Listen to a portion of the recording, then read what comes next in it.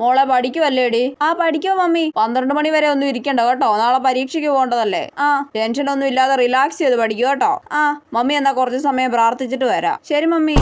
ദൈവമേ, എന്റെ കൊച്ചു നാളെ +2 പരീക്ഷ എഴുതാൻ പോവാണേ. അവൾക്ക് ഇഷ്ടമല്ലാത്ത വിഷയമായ സയൻസ് അവളെ കൊണ്ട് ഞങ്ങൾ നിർബന്ധിച്ചെടുപ്പിച്ചതാണേ. കോഴ്സ് എടുത്ത് കഴിഞ്ഞപ്പോഴാണ് ഞങ്ങൾ അറിഞ്ഞത് ഇവളൊരു മണ്ടിക്കൊച്ചാണെന്ന്. അതുകൊണ്ട് ഇപ്പൊ എന്റെ കൊച്ചു പരീക്ഷയുടെ തലേന്ന് പഠിക്കാൻ പാടുപെടുവാണേ. അവൾക്ക് നല്ലോണം പഠിക്കാനും അവൾ പഠിക്കുന്നതൊക്കെ പരീക്ഷയ്ക്ക് എഴുതാനും സാധിക്കണമേ. അവളൊരു മണ്ടിക്കൊച്ചായതുകൊണ്ട് പഠിച്ചൊന്നും പരീക്ഷയ്ക്ക് എഴുതാൻ ഒരു സാധ്യതയുമില്ല. ക്വസ്റ്റ്യൻ വായിച്ചാൽ പോലും മനസ്സിലാവാത്ത ഒരു കൊച്ചാണ് അവള്. അതുകൊണ്ട് അവളെ പരീക്ഷയ്ക്ക് സഹായിക്കാൻ കൂടെ നല്ല പഠിക്കുന്ന ഏതെങ്കിലും കൊച്ചുങ്ങളെ ഇരുത്തണേ. ഇനി അഥവാ അങ്ങനെ ആരും ഇല്ലെങ്കിൽ അവൾക്ക് ആൻസർ ഒക്കെ പറഞ്ഞു കൊടുത്ത് സഹായിക്കാൻ പറ്റിയ ടീച്ചർ ആയിരിക്കണേ അവളുടെ പരീക്ഷാ ഹാളിൽ ഉണ്ടാവേണ്ടത്. അതും പറ്റത്തില്ലെങ്കിൽ സിലബസിന് പുറത്തുനിന്നുള്ള ചോദ്യങ്ങൾ വന്ന് അവളെ ജയിപ്പിക്കണേ. അവൾക്ക് +1 തീരെ മാർക്കില്ലായിരുന്നു. ഇംപ്രൂവ്മെന്റ് എക്സാം എഴുതിയിട്ടും ആ മണ്ടിക്ക് തീരെ മാർക്കില്ലായിരുന്നു. അതുകൊണ്ട് അവളെ +2 തോൽപ്പിക്കാതെ എങ്ങനെയെങ്കിലും ജയിപ്പിച്ച് വിടണേ.